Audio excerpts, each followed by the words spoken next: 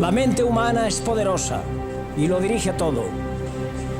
Dirige todas nuestras funciones vitales, nuestras emociones, nuestros pensamientos, nuestra conducta y nuestro destino personal.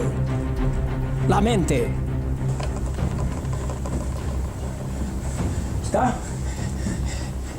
¿Está?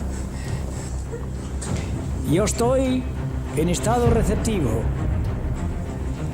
Yo capto una imagen y lo paso a nivel consciente. Está el lugar, dice, señor. Debe de saber el lugar exacto, lo dice a la derecha. Piense la persona que es con exactitud.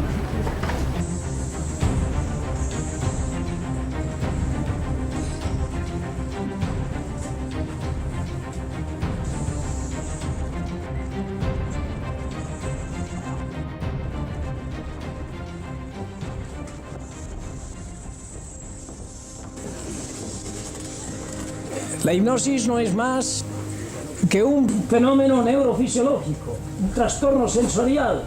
La persona cuando está bajo hipnosis está más despierta que nunca.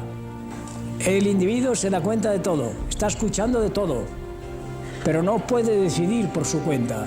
Deja que el que hace la inducción piense por él.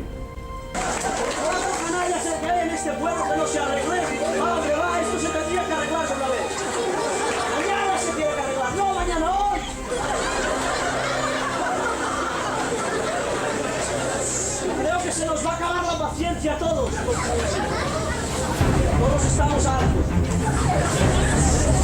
Vamos a pegar fuego al fuego.